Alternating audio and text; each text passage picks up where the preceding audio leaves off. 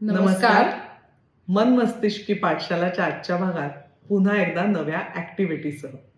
तर आजची ऍक्टिव्हिटी काय आहे ना, आम्ही सलग काही शब्दांची यादी सांगत जाणार आहोत आणि तुम्हाला काय करायचंय तर त्या यादीमध्ये असलेल्या प्राण्यांची संख्या मोजायची.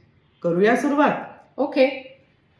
हत्ती, चित्ता, जंगल, नदी, होडी, घोडा, खुर्ची, पर्वत, पाटली, कोल्हा, अस्वल, किनारा, कपाट, वाघ, हरिण, झाड, गवत. प्राण्यांची संख्या किती आहे ते तुम्ही मोजलं असेल ते उत्तर कमेंट बॉक्समध्ये लिहा. आणि तुमच्या एक लक्षात आलं का, यामध्ये आम्ही एकाही पक्षाचं नाव नाही सांगितलेलं.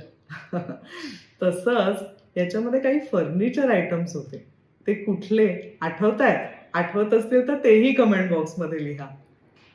आता शेवटचा प्राणी कुठला होता ते आठवत आहे का?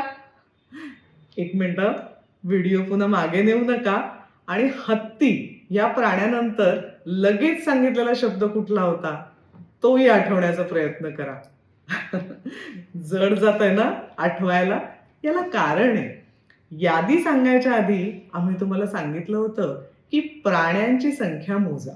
त्यामुळे तुमचा फोकस फक्त त्यावरच होता. बाकीच्या गोष्टींची विशेष नोंद तुमच्या मेंदूने घेतली नाही.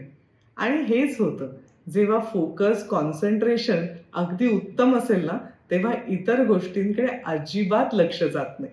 तर आजची ऍक्टिव्हिटी याचसाठी होती. तुमचा focus, attention, listening skills, short term memory या सगळ्याला छानपैकी व्यायाम मिळावा म्हणून.